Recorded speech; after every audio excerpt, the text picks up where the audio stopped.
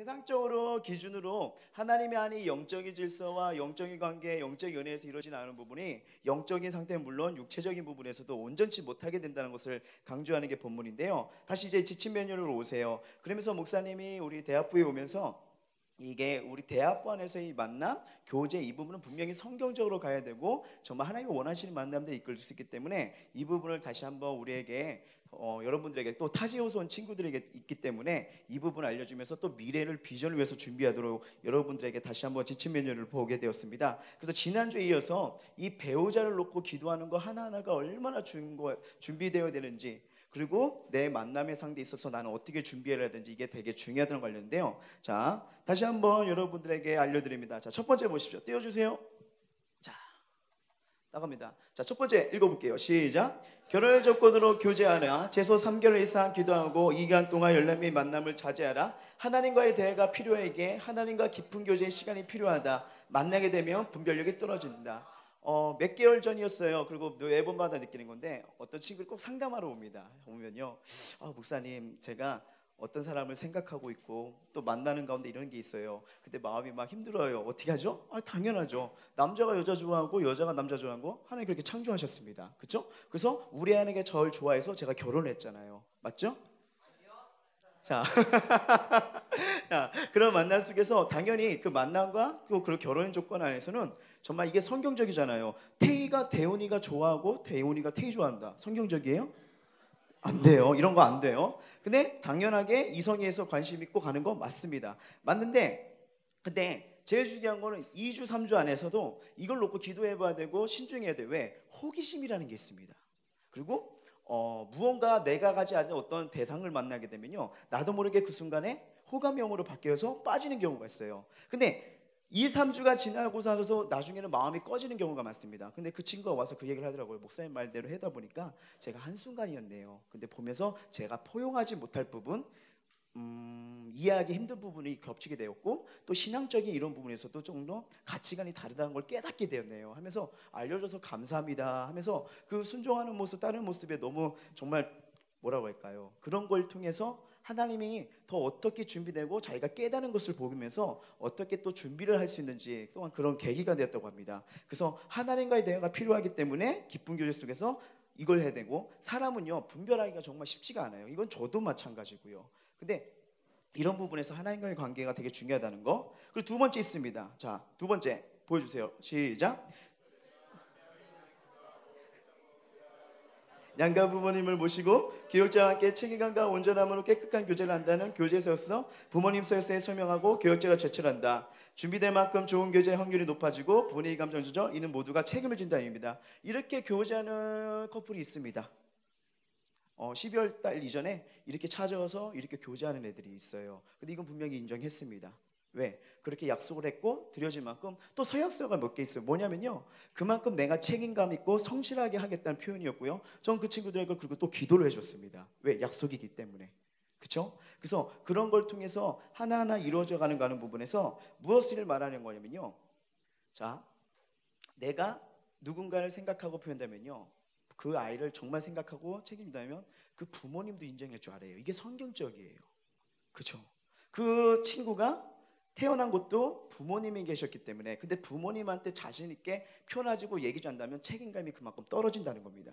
상당히 위험성이 있다는 거예요. 그리고 교육자도 알고 모두가 알고 책임을 지고 교제한다는 것을 분명히 말했고요. 근데 여기 조건이 있습니다. 세 번째, 단 형제는 군필자이며 20세 이상으로 마지막 2학기부터, 자매는 20세 이상 마지막 2학기부터 신중기도 결정한다. 이게 우리 대학부 기준인데 원래는요, 대학부 다른 교회들이 이걸 알아봤는데 26살부터입니다. 다른 교회들은요. 근데 왜 다들 그렇게 하냐면 그러니까 여기 26 이상 손 들어보세요. 이들은 고를 수가 있습니다.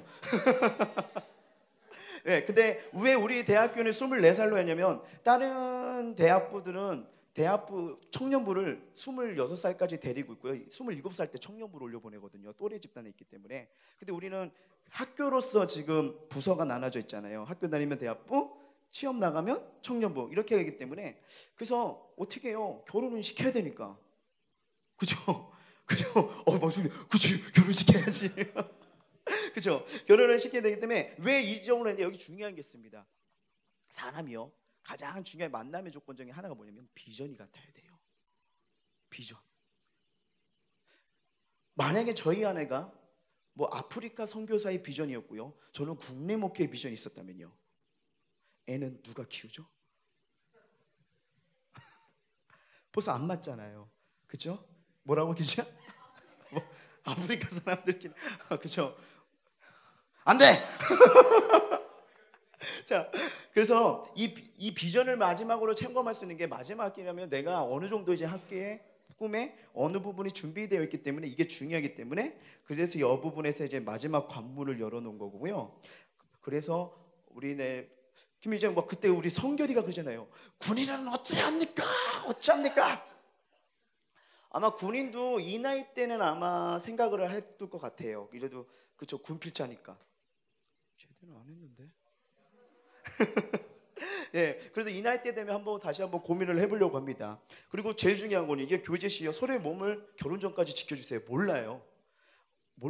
부끄러운 얘기지만 우리 전도사도 분명히 교회에서 결혼하기로 했는데 일주일 전에 파경이 돼버렸습니다.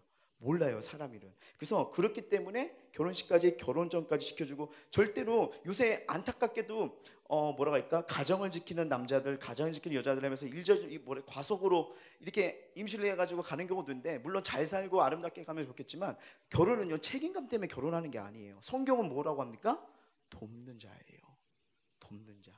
그래서 몸을 꼭 지키려고 해주고, 만약에 이제 교제를 하기 때문에 교제 안에서는 애정 표현을 자제해 주시고요. 그리고 이런 다짐과 책임 없는 교제는 하지 말라는 것. 그리고 6번째, 하나님 앞에서 진실하라는 것. 진실한 만큼 하나님이 좋은 사람을 만나 계심을 바라보며 기도를 기다려라. 그리고 7번째, 절대 몰래 교제하지 말고 떳떳이 깨끗이 하나님 원하시는 교제를 하라. 하나님은 질서 하나이심으로 모든 것을 알고 계신다는 것. 8번째, 위상하기 시 지도자와 면담 후 나 방언하는 줄 알았어. 자, 전담은 하나님의 공동체인 대학부와 그 지도를 받아야 된다는 거예요. 그래서 저는 어디까지 생각하고 있냐면요, 나중에 자, 이 사항을 지키는 친구들이 나왔습니다. 예아로 누굴로 해야 되지? 남잔데? 할 수 없다. 앞에 앉아있는 애들 하자. 태희가 마지막 학기, 정아가 마지막 학기인데 서로 기도하면서 막 이러다 보니까 뭔가 오는 거예요. 자, 태희의 비전이 있었습니다. 아이를 5명 낳는 꿈. 정아도 그 꿈이었어요. 자, 만약 이런 상태가 온다, 저는 약속대로 갈 겁니다. 이 아이들을 여기서 불러주고요, 제사장의 축복권 주신 종으로 전 그걸 기도해 줄 겁니다. 그리고 그 앞길 가운데 축복 가고 제가 개인적으로 준비한 선물을 줄 겁니다. 예, 그러면서 축복 속에서 그럴 건데, 저와 저희 아내가요, 그 동기전도사도 80명 앞에서 그렇게 축복을 받았어요. 예, 갑자기 종대명 전사 오라고 그다음에 이렇게 했는데, 그 80명 수업도 없는 중에 잠깐 2명 부르겠다고 하면서 쭉, 우리 아내가 학교 땡땡이 치고 몰래 우리 학교 놀러 왔거든요. 이 얘기 왜 했을까? 근데 그날 이 반장이 감동받아가지고, 왜냐면 맨날 아침마다 둘이 이렇게 만나면 기도하고 막 간증들을 얘기했었거든요. 아침마다 맨날 새벽 예배 끝나고 저는 새벽 예배 은혜 받은 것들 문자 받아요. 자기야, 오늘 새벽 예배를 통해서 이 은혜를 받았어. 그래서 오늘도 자기에게도 왜 이렇게 내 자기한테 내가 자기로 가지고 뭐라고 그래? 미은님 은혜 받았어요. 뭐 이래네요? 그래서 막 이렇게 은혜 받은 걸 막 얘기하고 문자 줄 하고 막 이런 모습이 되게 충격적이었나 봐요. 그리고 학교 한번 놀러 왔는데, 우리가 밥 사줄게. 아니, 우리 이 시간이면 둘이 기도하러 가는 시간이야 하면서 또 교회를 가고, 그러면서 이런 모습 속에서 나중에는 그 80일 갑자기 수업 끝나자마자 쉬는 시간에, 여러분 전도사님들 잠깐 나가지 마세요. 여기 좋은 커플 있어. 우리 이들 좀 축복 기도 좀 해주고 축하 좀 해줘요. 그래서 그 많은 사람들의 기도를 받았습니다. 앞으로 목회할 80명들한테요. 그래서 제가 이게 너무너무 감동받아가지고, 정말 이상을 지키는 이 친구들 있으면, 예전에 뭐 이제 우리 기주가 다음 학기 때 꼭 여기 아니어도 만약에 외부든 어디든 탄자니아든 어디든 좋은 사람이 생겼다, 전 저 친구 기도해 줄 겁니다. 그래서 여러분들에게 기도해 주면서 나가면서 할 건데, 네. 근데 여러분, 이 아름다운 축복 무시 못해요. 그래서 뭐 기도 받았으면 무조건 꼭 결혼하라는 것은 아니지만, 그만큼 어떤 조건으로 어떤 생각으로 준비하냐서 이게 정말 달라지거든요. 그래서 여러분, 정말 기도하면서 좋은 만남 속에 저는 그걸 보고 있습니다. 아름다운 만남, 준비된 만남, 서로 연약하고 부족하기 때문에 어떻게 이것을 가꾸고 준비해야 되는지, 그래서 이 부분을 꼭 지켜줬으면 좋겠고요. 그래서 앞으로 이제 2학기가 되버렸죠. 이제 모르겠습니다. 누가 나올지 모르겠어요. 나오면 정말 여기서 축복해주면 같이 기도하는 시간을 줄 겁니다. 그럼 이 예배도 한 8, 90명이 앉아있잖아요. 그 기도가 같이 간다고 해보세요. 그렇죠? 그러면서 둘이 탁 나가면 따다다단 이건 안 되고 네, 그런 모습을 할 테니까. 근데 준비한 거는요, 정말 기도로 준비하세요. 기다리고 있습니다. 정말요. 여기 목사님 여기 제자뿐 아니라 타 지역에 있는 제자들인데 이렇게 준비하는 애들이 있어요. 꼭 어떻게 될지 몰라요. 혹시 알아요? 태희야, 목사님 제자 중에 아이 8명을 생각하는 제자가 있던데 뭐 이런 식으로 또 하나님이 어떻게 해야 될지 모르잖아요. 근데 분명한 건 꼭 기억하십시오. 내가 레벨 5만큼 잘하면요, 5끼리는 서로 알아봅니다. 8끼리 잘하면 레벨 8들은 고수는 고수가 알아보잖아요. 그렇죠? 1은 1끼리밖에 모릅니다. 그래서 이 부분을 잘 기억해 주시고요, 우리가 기도하는 가운데, 준비하는 가운데 그런 아름다운 마음으로 나아갔으면 좋겠습니다. 아멘. 자, 하나님 말씀 볼게요. 창세기 37장 6절에서 11절 말씀.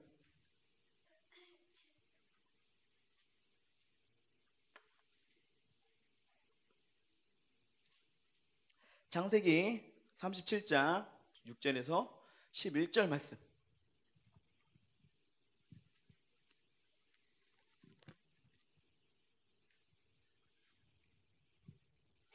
자, 읽어볼게요.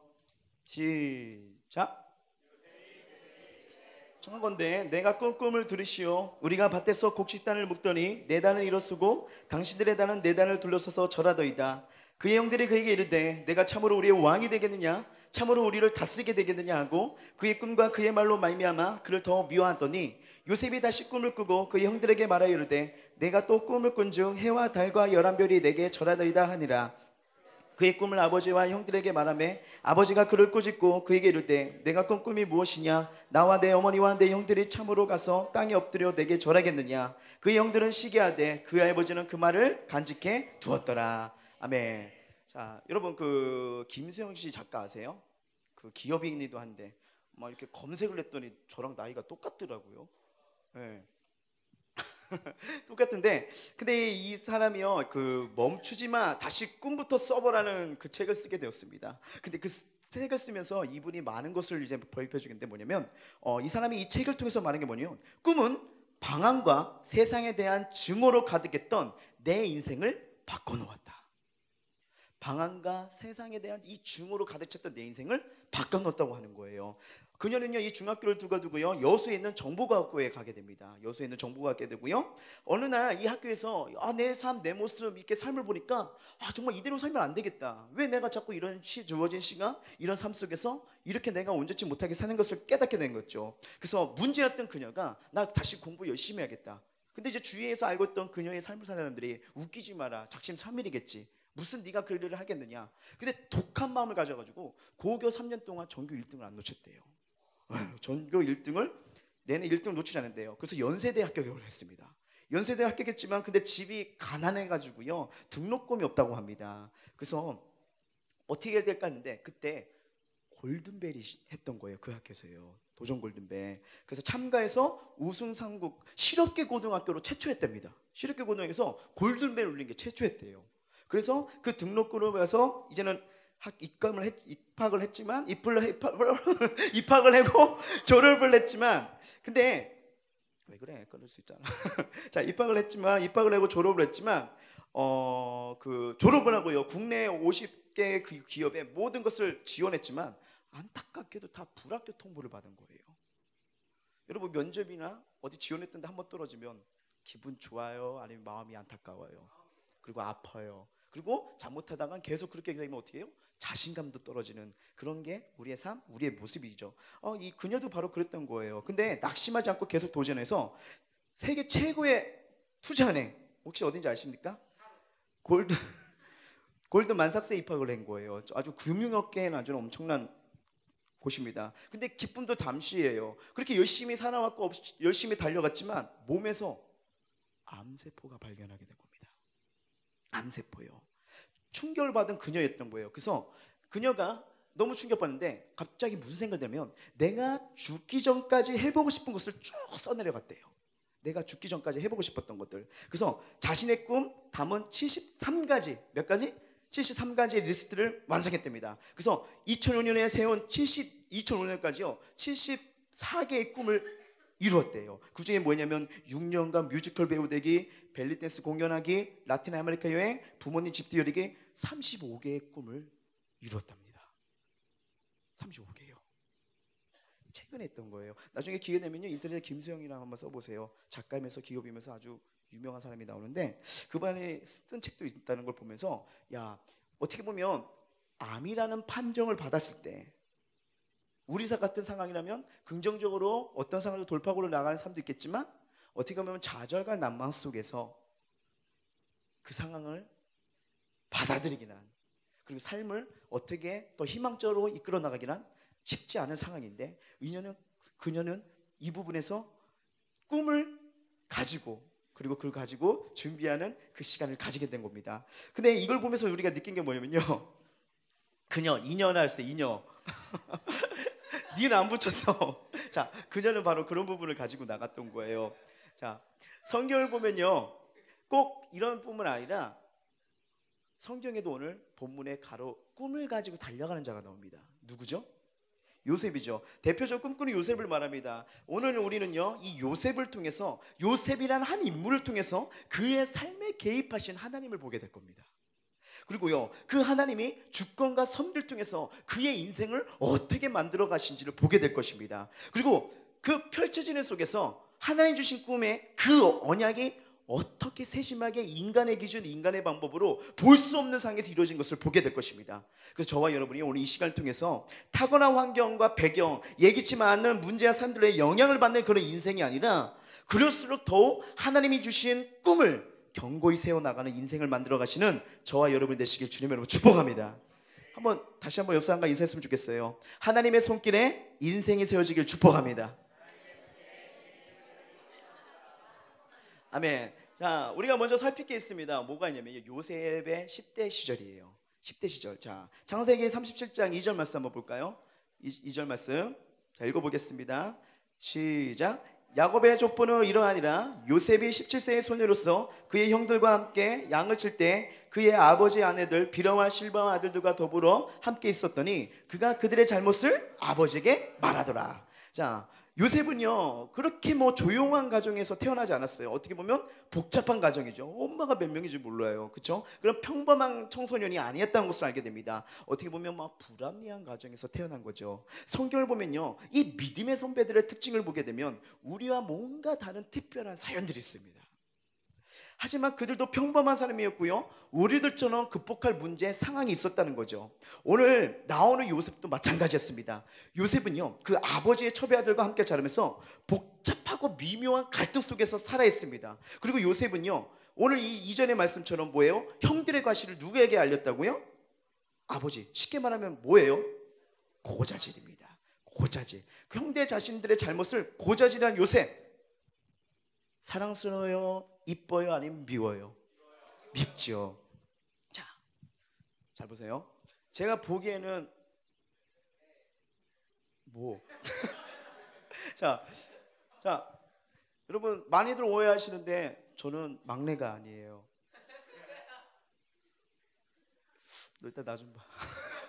자, 많이들 도저히 못 봤는데 진짜입니다. 저는 종갓집 장손입니다. 안 믿는데 얘네도 진짜예요. 제가 청소년 사역을 많이 해서 그래. 애들이 수준이랑 눈 맞춰가지고 니네나 수준 맞춰 놀아주려고 하는 건데 가끔 친구들이 그래. 목사님 지민이 같아요? 동생 같아요? 아니에요. 저 마음 넓은 거예요. 여러분 수준에 맞춰주는 거예요. 저 수준 너무 높아요. 자, 종갓집 장손으로 태어났는데 나중에 아버지 라인으로 가면 제 동생들밖에 없어요. 최정손입니다. 뭐가 듬직하죠. 믿든 안 믿든 전 당당히 나갈 겁니다. 제 친동생이랑 약 7살 차이가 납니다. 우리 기주또이라죠. 그렇죠? 이 친동생 7살 차이인데 물론 더 많이 나는 친구들이 있을 거라도 생각합니다. 왜 차이가 나냐면요. 제가 어렸을 때 우리 친척과 우리 가족 라인의 전설이었어요. 정말 전사했습니다.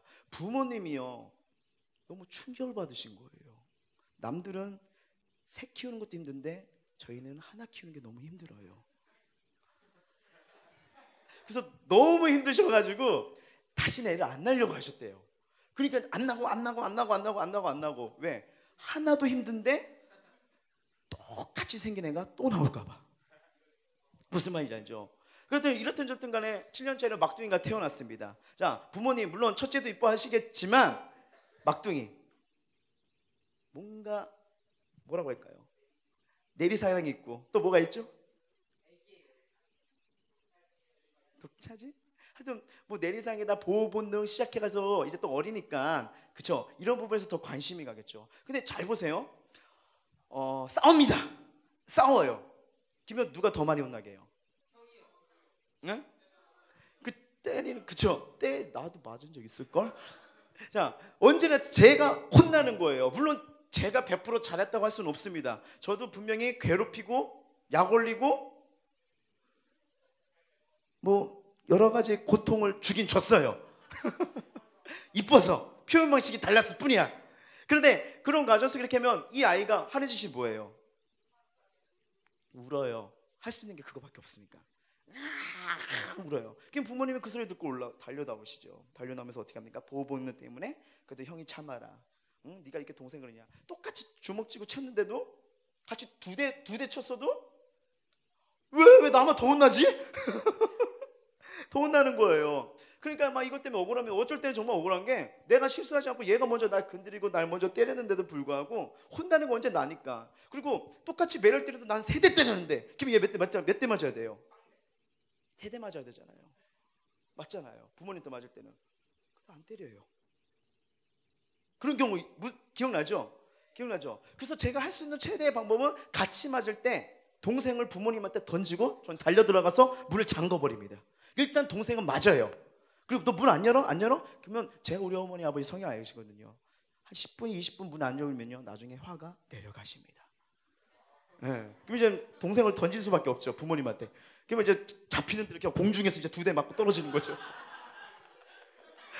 네. 자, 그런 상황. 근데 이게 늘 있는 게 아니에요. 막상 싸우게 되면 이럴 땐 자, 첫째들 손 들어보세요. 그때들의 마음을 이해합니다. 그냥 더 많이 혼나고 하는 거예요. 근데 어느 날 이놈의 자식이 갑자기 막 뭐랄까 절 약 올리는 거예요. 막 내가 있는 내 책상 다 어지러놓고 피면서 너 또 건드렸지. 내 장난감 올려놓은 거 어디 갔어? 이제 어렸을 때니까 어쨌냐고 하니까 왜 화나냐? 화나냐? 근데 너 죄송해요. 똑같이 말니까 너 뒤질래? 그 다음에 때려봐. 내가 울면 엄마가 아빠 달려와서 형만 혼날걸? 자, 막내들 손 들어보세요. 이 말 한 적 있다 없다? 자, 첫째들 중간이든 동생한테 이 얘기 들었다. 어떻게 할 거예요? 그렇죠? 막 그러는 막 이러는 거예요. 계속 약 올리면서 또 건들고. 저 성격이 좋은 사람입니다. 막 날려버렸죠. 자, 아니야 도저히 못 참겠어. 어떻게 됐을까요? 울기 시작합니다. 아니요, 전 때리는데 기술이 있습니다. 네. 자, 울기 시작합니다. 앙앙 울니다. 근데 그날 따라서 부모님이 오셔야 되는데 안 오시는 거예요. 분명히 부모님이 거실에 계시는데 동생 울다가 안 오니까 이랬어요. 근데 어머니가 오신 거예요. 오시더니 하시는 말씀 보자면 엄마, 이제 동생이 그래 엄마한테 형이 나 때렸어. 혼내줘. 아파. 근데 어머니가 제 동생이 대형이에요. 대형아, 아까 형한테 말하는 거 들었어.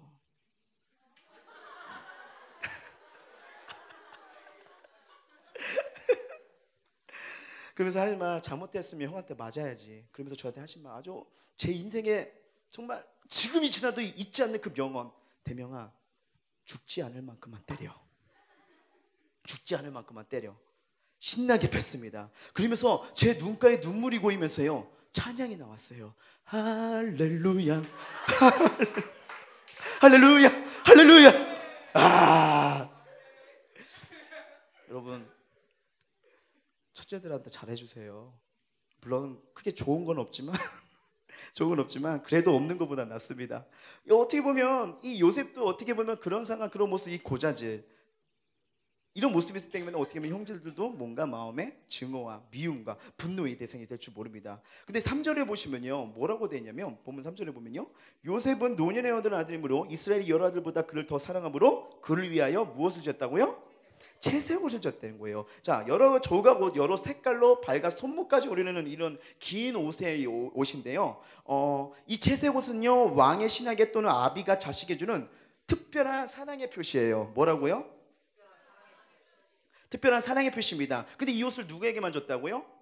요셉에게 줬다는 겁니다. 왜? 르벤의 장자권을 요셉에게 넘긴다는 또한 그런 의미로도 볼 수 있는 거예요. 이런 옷은요, 아무에게도 줄 수 없는 그 옷을 요셉에게 줬다는 거, 이것이 형들에게는 어떻게 보면 보이지 않는 또 다른 상처와 미움과 시기의 그런 대상이 될 수 있던 거죠.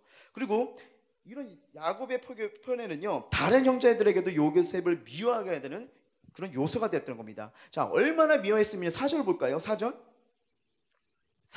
그의 형들이 아버지가 형들보다 그를 더 사랑보고 그를 미워하여 그에게 어떻게 해요? 편안하게 말할 수 없었더라. 자, 가족이면 편하게 얘기해야 되고 또 신나게 또 즐겁게 얘기를 할 수 되는데, 즐겁게 또 편안하게도 얘기할 수 없는 그런 사이였다는 것입니다. 얼마나 형들에게 미움이 되었다는 거, 그런 게 보이는 걸 알려주는 거죠. 그만큼 사이가 좋다, 나쁘다는 거죠. 이렇듯 요셉은요, 가정에서부터 복잡한 갈등 관계를 갖고 있었던 것을 알려줍니다. 여러분은 지금 우리 어떨까요? 여러분의 가정에 갈등이 있을 수도 있고 마음을 복잡하게 하는 그런 어려움이 있을 수 있습니다. 근데 여러분 기억하셔야 돼요. 뭘 기억하냐면요, 하나님이 쓰시는 사람들도 그런 문제에 직면한 사람이었다는 겁니다. 하나님이 쓰시는 사람들도요, 내 모습 비록 초라하나 문제가 많은 것 같은데 근데 하나님은 이런 자들을 비범하게 쓰십니다. 자, 가정에 복잡한 문제가 있어요. 평범하고 고자지 잘하던 이 요셉, 그런데 분명한 거는 요셉은 꿈이 있던 자입니다. 그러면 어떻게 이런 자가 꿈꾸는 자가 되어 있을까? 자, 37장 9절, 오늘 읽었던 말씀이죠. 9절 다시 한번 읽어볼게요. 시작.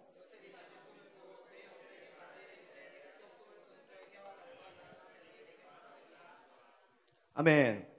바로 하나님께서 꿈을 주셨기 때문에 꿈꾸는 자가 됐다는 거예요. 이게 중요합니다. 하나님이 주신 꿈. 자, 근데 주의할 게 있어요. 뭐가 냐면요, 평범한 사람이라고 해서 하나님이 다 쓰시는 거 아니에요. 평범했던 요셉, 그에게 어떻게 이해했느냐? 바로 본문의 말씀, 하나님이 주신 꿈이 있었기 때문입니다. 요셉은 그 꿈을 생각하면서 그것이 이루어지는 무엇을 봤냐? 미래를 보고 달리기 시작합니다. 미래를 보고요. 요셉이 형들과 다른 점은 꿈을 꾸었다는 거예요. 꿈을 꾸고 살아간다는 것입니다. 여러분, 꿈은 이렇게요, 비범한 사람을 바꿔놓기 시작합니다. 평범한 사람을 바꿔놓기 시작한다는 거예요. 여러분도 하나님께서 쓰임받는 사람이 되고자 한다면 꿈을 가져야 됩니다. 가끔은요, 자신의 꿈을 그려볼 때 이런 생각이 들 수도 있을 거예요. 나는 좋지 않은 환경과 그리고 좋지 않은 성격과 그리고 난 좋지 않은 이런 배경 속에서 내가 할 수 있는 게 무엇일까? 인맥이 있어야 되고 뭔가 도움의 속길이 있어야 되고 학벌도 좋아야 되고 그리고 여러 가지 상황 속에서 이루어질 게 많아야 되는데 내 상황으로는 지금 치고 갈 게 많고 해야 될 게 많은데 어찌 이게 감당할 수 있겠지? 라는 것에서 우리도 모르게 꿈을 내려놓거나 아니면 그 이상의 꿈을 꾸지 않고 이 정도에서 한층 자신을 그렇게 낮게 평가할지도 모릅니다.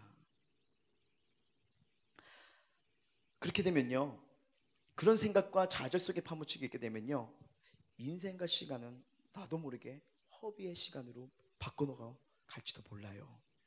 근데 여러분, 중요한 건 꿈이 있어야 내가 무슨 일을 해야 될지 알게 되며 옳지 못한 행동을 고치는 계기가 됩니다. 꿈이요, 이게 상당히 중요합니다. 저는요, 시험 스타일이요, 여러분들이 많이 착각하는데 꾸준히 공부하는 스타일이 아니에요. 막 도서관에 살 것 같은 그런 이미지만 그렇게 살지 않아요. 물론 도서관을 자주 애용하는 경우가 있어요.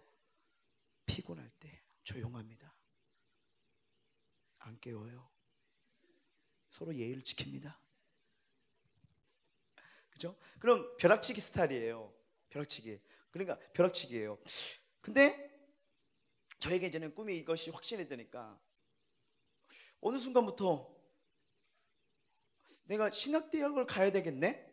그 대학을 가려면 점수는 얼마큼 나와야 되지? 그리고 중간 고마 이런 거 합쳐가지고 이런 부분은 어떻게 해야 되지? 점수를 보니까 지금 이렇게 놀면서 시험을 보면 안 되겠더라고요. 그래서 그 꿈이 잡히다 보니까 목표를 정하고 그 선에 맞춰서 조금씩 준비하게 됐던 것입니다. 바로 마찬가지예요. 특히 저는 언어를 좋아하지 않습니다. 이 신학대학 가니까요, 헬라어와 히브리어를 얼마나 하는데 제가요 여기 처음에 흰머리 생긴 데가 바로 여기예요. 여기인데 이게 언제냐? 히브리어 할 때, 방학 때. 다른 것 때문에 흰머리 난 게 아니었어요. 히브리어 때문에. 그것 때문에 교회 가서 울었어요. 힘들어요. 맨날 쪽지 시험 보는데 환장하겠더라고요. 그러니까 방학 때 그 뭐라고 하죠? 계절학기처럼 그 한 달 동안 한 학기 배울 거라서 한 학기 동안 하니까 하루에 7시간 공부하고 그 다음에 4시간 공부해서 계속 첫 시간에 언어 시험을 보고 문장 시험을 보아야 되고, 그리고 마지막 중간고사에 가서 이거를 패스를 해야 돼요. C를 나와야 됩니다. 최소 C. 기도했어요. C만 나오게 해달라고. 어떻게 했죠? 진짜 C 나왔어요. 그 다음에 헬라어를 봤습니다. 헬라어 봤습니다. 근데 교수님이 물어보신 거예요. 너 좀 요번에 열심히 하는 것 같다. 그래서 얼마 주길 원하니? 이렇게 물어보시는 거예요. 그럼 어떻게 해요, 여러분? 자, A뿔 그렇게 말해야 되는데 학생이고 또 교수님인데 함부로 또 A 받길 원합니다 이렇게 말하는 게 또 어떻게 보면 교만 덩어리처럼 보일까요, 안 보일까요? 보여요? 그래서 저는 겸손하게 패스권 C만 주시면 감사하죠. 그렇게 줄게 하고 가시는 거예요. 그래서 에이 설마. 근데 정말 잘 많이 외웠거든요. 그 문장 한 50개인가 60개를 다 풀었어요. 풀어서 탁 하고 50개 중에서 한 4개 5개만 안 쓴 것 같아요. 거의 생각이 안 나더라고요. 도의적 안 나요, 안 나. 그래서 했는데 내가 야 빗불 나왔는데 뭐 빗불 나오겠다 나왔습니다. 진짜 시시주더라고요. 그래도 마음 아팠지만 그래도 패스를 했으니까. 근데 저는 여러분한테 말하고 싶은 건 뭐냐면요, 이렇게 어떤 내가 꿈이 있으니까 최소한 그 선을 넘어가려고 몸부림을 친다는 거예요. 몸부림을 친다는 거. 야, 인생에 있어서 내가 꿈을 어디에 두고 있고 어떻게 하느냐에서 몸부림이 달라집니다. 저는 이 삶을 통해서 아마 지금도 여러분의 꿈들이 가지각색일 거예요. 다양할 거예요. 근데 확실하게 그 꿈을 달린 사람은요, 최소한 내가 어디까지 가야 되고 뭘 준비해야 될지 지금 몸부림친 사람이 있을 겁니다. 바로 이게 중요하다는 것입니다. 그래서 복잡한 가정의 문제, 어려움이 있을 때일지라도요, 꿈을 가져야 되고요, 꿈을 꿀 때 우리는 주변의 어려움들을 극복하고요, 미래로 나갈 수 있기 때문에, 그래서 하나님 주신 꿈을 꼭 붙잡으시기 바랍니다. 그래서 꿈은 평범한 사람을 하나님 쓰시는 위대함으로 바꾸는 능력이 있다는 거예요. 그럼 중요한 게 있어요. 요셉은 어떻게 하나님 주신 꿈을 자신의 꿈으로 만들었냐 이거죠. 요셉에게만 꿈을 주셨을까요? 아니요. 여러분이 이 땅에 태어난 순간부터 하나님은 여러분을 향한 꿈이 있는 줄 믿습니다. 근데 그 꿈을 어떻게 자신의 꿈으로 만드냐, 여기서부터 인생의 길 스타트, 갈림길에 서서 달라지는 거예요. 자, 37장 5절 볼까요? 자, 30장 5절 읽어볼게요. 시작. 요셉이 꿈을 꾸고 자기 형들에게 말하매 그들이 그를 더욱 미워하였더라. 자, 여기서 말하는 게 뭐냐면요, 하나님이 주시는 꿈을 부끄러워하지 않고 마음에 품어 믿음으로 주장했다는 거예요. 그래서 이렇게 믿음으로 자기 꿈을 얘기하고 선포하고 다가가는 겁니다. 꿈은요, 그 꿈을 꾸는 자의 것입니다.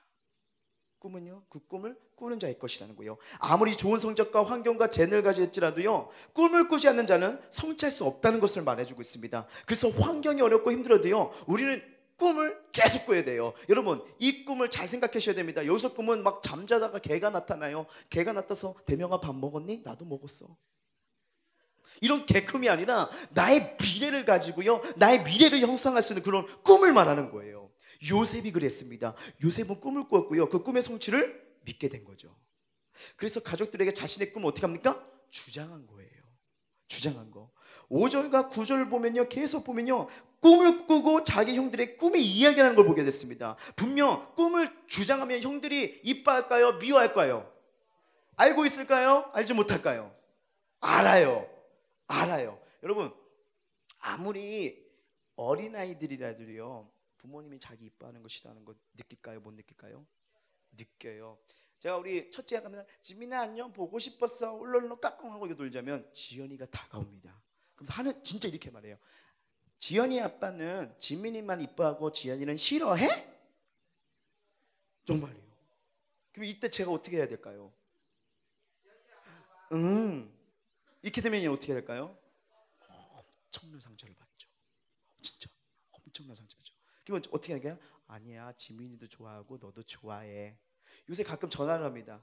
전화를 하면은 지연이랑 통화해요. 그럼 지연이 하는 말, 지연이 아빠야? 지연이, 그러니까 자기의 존재를 가시면서 알리면서 이런 부분을, 그래서 지금 셋째가 말이 터지면 무슨 말을 할지 지연이 아빠야?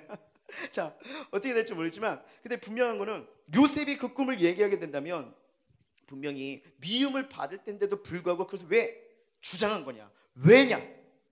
자신의 꿈을 믿었습니다.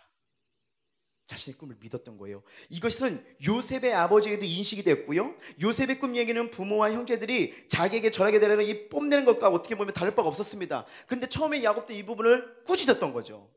근데 이 꿈이 하나님에 의한 앞날에 계실 수 있다는 데 생각이 미쳤던 겁니다. 사실 야곱도요, 야곱의 생에서도 그 형 에서의 위기 속에서 피하는 곳에서 베델에서 돌베개를 자서 자다가 하늘에서 사닥다리가 나와서 그걸 하나님이 이끄시는 그 꿈을 보게 되었잖아요. 그렇죠? 베델에서 사다리가 천사가 오르내는 꿈을 꾸었습니다. 그래서 그 꿈은 하나님이 주셨으므로 끝까지 동행해 주실 것을 보여주시는 거였잖아요. 결국 야곱의 삶에도 하나님이 인도하시며 함께 해주셨던 것을 경험했던 겁니다. 사랑하는 대학부 친구들, 자신의 상황과 여러 어려움을 보는 것이 아니라 저와 여러분은 하나님 주신 꿈을 바라보며 전진했으면 좋겠습니다. 그리고 하나님을 바라며 꿈을 말할 수 있는 사람이 꿈꾸는 자가 되는 거예요. 꿈의 성취를 믿음으로 그것을 말할 수 있는 사람, 이것이 꿈꾸는 사람이 될 줄 믿습니다. 여러분에게 한 사람을 소개하려고 합니다. 누구냐면요, 타고난 환경과 제약에 매이지 않고 당당하게 해서 꿈을 완성해 나간 사람이 있습니다. 그 조지 워싱턴 카버, 그 땅콩 이야기 혹시 들어보셨나요? 그분인데 그 카보의 이야기인데요, 사진 한번 보여주세요. 저 사람이 아닌데.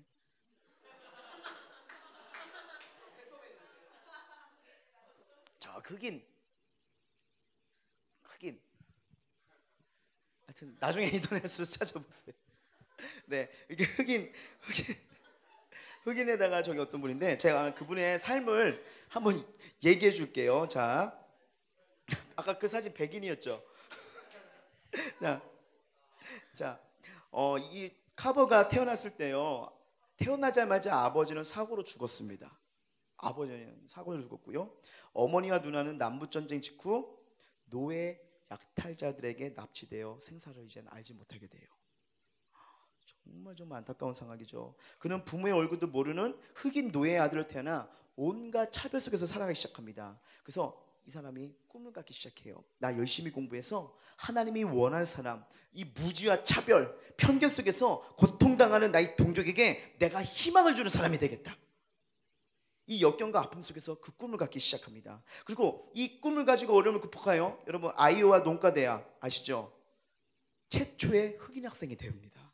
최초예요. 그래서 거기서 식물학, 원예학, 세계학 등 농학 분야대에 천부적인 실력을 발휘하게 되고요, 얼마나 그 실력이 두각이 나타난지 아이오 대학에서요, 교수를 해라.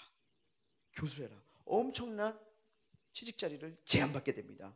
근데 이 교수직을 받았지만 결국은 사양하고요, 그에게 꿈이 있잖아요. 흑인들을 무지와 가난이란 굴레에서 벗어나고자 한다는 취지로 그 엘레베마 그쪽 주에 참 이름 터스키기 학원을 만듭니다. 흑인들을 도와주기 위해서 학원을 설립하게 되죠.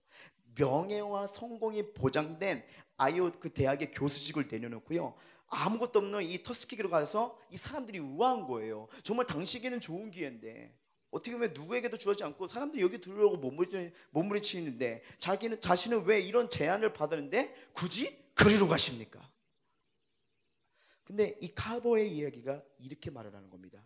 보여주세요. 어떻게 말하냐면요, 보세요. 저는 처음부터 성공이나 돈, 명예 같은 것에는 관심이 없었습니다. 저는 저를 가장 필요로 하는 곳으로 가려고 하는 것뿐입니다. 하나님께서 이미 그곳에서 제가 해야 할 일들을 준비하고 계십니다. 이 조지 워싱턴 카보도요, 척박한 상황에서도 요셉처럼 하나님께서 주신 꿈을 보기 시작했어요. 그리고 자꾸 걸어갔던 거죠. 그래서 그 꿈은 풍성한 결과에 대해서 하나님께 어떻게 합니까? 감사를 돌리게 된 거죠. 그는 자신이 발명한 모든 제품에 대한 정보를 누구든지 원하는 자들에게 주었습니다. 그리고 대가를 받지 않고 나누어 줬고요, 겸손과 검소한 성품으로 흑인들은 물론 나중에는 백인들도요 존경과 사랑을 받는 그런 위인이 되었습니다. 이 커브의 이야기를 듣고 무엇이 느껴집니까? 세상의 가치가 아닌 하나님의 가치가 무엇인지 저는 생각해 보게 된 거예요. 세상의 가치가 아닌 하나님이 주신 가치. 그러면 나의 삶을 통해서 어떤 가치, 어떤 삶. 몇 주 동안 그냥 저에게 주신 꿈, 저에게 주신 비전, 그리고 저에게 맡긴 이 사역들을 놓고 참 점검을 많이 했던 시간을 가졌어요. 근데 솔직히 말할게요, 많이 답답하더라고요. 내가 지금 제대로 하고 있는 걸까? 정말 하나님 원하신 곳에서 내가 지금 한 걸음 한 걸음 나가는 걸까? 아니, 지금 이 순간에 하나님 나와 함께 걸어가고 계시는 걸까? 머리는 알고 있고 믿음으로 안다고 고백했지만 뭔가 특별한 그 은혜, 깨닫는 은혜가 뭐가 팍 왔으면 좋겠는데 안 오니까 솔직히 답답한 거예요. 여러분 같으면 어떻게 하십니까? 기도해요. 또 안 보이는데 요새? 좋아요. 또 뭐가 있을까요? 뭐 할까요? 그래요, 맞아요. 그냥 답답했던 거예요. 뭔가 확 뛰어서 이게 뭔가 하늘의 설계가 임해가지고 하나하나 깨달았으면 좋겠는데 더 기도하라는 건가? 나도 모르게 어느 순간 또 깨닫는 게 뭐냐면, 생각하는 게 뭐냐면, 나도 모르게 이런 또 열정과 사모함과 갈망이 줄어든다면 어떡하지? 그러니까 뭔가 확신이 세워지지 않는 거예요. 답답한 거예요. 그리고 고민하게 됐습니다. 근데 어제 저녁이었어요. 중보기도 모임이 있어서 오랜만에 애들이 있는 데로 한번 가봐야겠다. 저는 웬만하면 안 가려고 그래요. 왜냐면 가면요 인도자들이 저를 보고 부담스러워 하더라고요. 왜냐면 제가 하는 것 부분도 있겠지만 이 아이들을 키우려면 한 번씩 하게끔 만들어야 됩니다. 세워봐야지 기도의 지경도 은혜의 지경도 넓어지거든요. 그래서 쭉 했는데 어제 인도자가 말씀을 딱 주신 거예요. 그러면서 제 옆에 있는 어떤 친구와 짝을 맺게 해줬죠. 그래서 나눠보라고요. 근데 그 본문의 말씀이 뭐였냐면요, 베드로, 하나님이 주신 사명을 잃어버리고 자기 고향으로 들어온 베드로에게 예수님이 찾아오시죠. 부활하신 예수님이 찾아오시고, 내가 나를 사랑하느냐? 주님 아십니다. 주님은 사랑하라고 하시잖아요. 그럼 내 양을 먹여라, 내 양을 치라, 내 양을 먹어라. 이렇게 세 번째 질문하는 이 말씀. 근데 이 말씀을 묵상을 쭉 하는데 갑자기 마음이 뭔가 팡 하는, 다시 베드로에게 있어야 할 자리, 해야 할 자리를 알려주시잖아요. 그 모습을 보면서 내 안에 그 무엇보다도 나는 지금 내 안에 계시고 나에게 말씀하신 하나님의 말씀처럼 들린 거예요. 대명아, 너 나 사랑하니?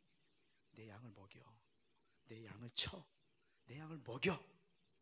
그냥 다른 걸 떠나서 내가 있어야 할 자리 있다면 나도 모르게 하나님이 인도하고 계시겠구나. 하나님이 양을 먹이는 자리, 그 자리에 있으면 그 순간 그 베드로가 제 모습이었던 거예요. 그냥 답답하고 무기력했던 나의 모습 속에 성경에도 베드로 보니까 예수님이 찾아오신 그 자체가 그 순간 하나님이 나에게 찾아와서 물어보는 거예요. 너 나 사랑하니? 그러면 네가 먹이는 이 자리에 있으면 되잖아. 치면 되잖아.